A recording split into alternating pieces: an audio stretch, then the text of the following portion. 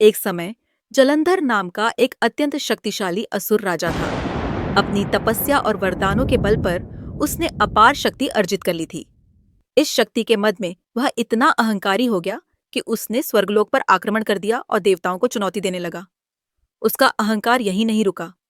उसने इतना दुस्साहस दिखाया कि भगवान शिव से उनकी अर्धांगिनी देवी पार्वती को भी मांग बैठा। जलंधर के इस घोर अपमान और अहंकार से भगवान शिव अत्यंत क्रोधित हुए। उनकी तीसरी आंख से एक प्रचंड ऊर्जा का प्रवाह हुआ। यह ऊर्जा एक भयानक सिंह के मुख वाले प्राणी के रूप में प्रकट हुई, जिसकी भूख अत्यंत तीव्र और कभी न मिटने वाली थी।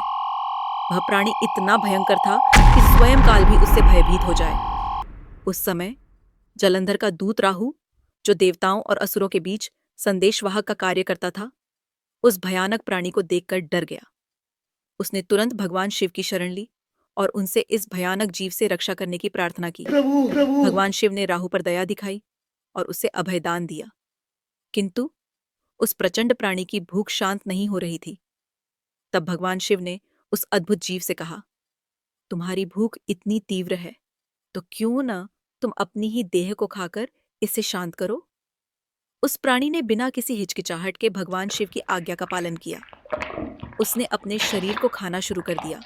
वह तब तक अपने शरीर को खाता रहा जब तक कि केवल उसका मुख ही शेष नहीं रह गया। उस अद्भुत जीव की आज्ञाकारिता और आत्मभक्षण की पराकाष्ठा देखकर भगवान शिव अत्यंत प्रसन्न हुए। उस मुख को देखकर भगवान शिव ने कहा, हे अद्भुत प्राणी, तुम्हारी कीर्ति सदा अमर रहेगी।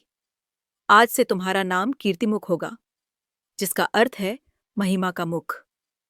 भगवान शिव ने आगे कहा कि कीर्तिमुख को सभी मंदिरों और पवित्र स्थानों के प्रवेश द्वारों के ऊपर स्थापित किया जाएगा। यह न केवल उन स्थानों की रक्षा करेगा, बल्कि यह भक्तों को यह भी याद दिलाएगा कि अहंकार का त्याग और पूर्ण समर्पण ही परम सत्य है। इस प्रकार कीर्तिमुख भगवान शिव के प्रति पूर्ण समर्पण और अहंकार के विनाश का प्रतीक बन गया। आज भी आपको कई प्राचीन और महत्वपूर्ण हिंदू मंदिरों के प्रवेश द्वारों के ऊपर कीर्तिमुख की नक्काशी दिखाई देगी, जो उस दिव्य प्राणी की महिमा और भगवान शिव की न्यायप्रियता की कहानी कहती है।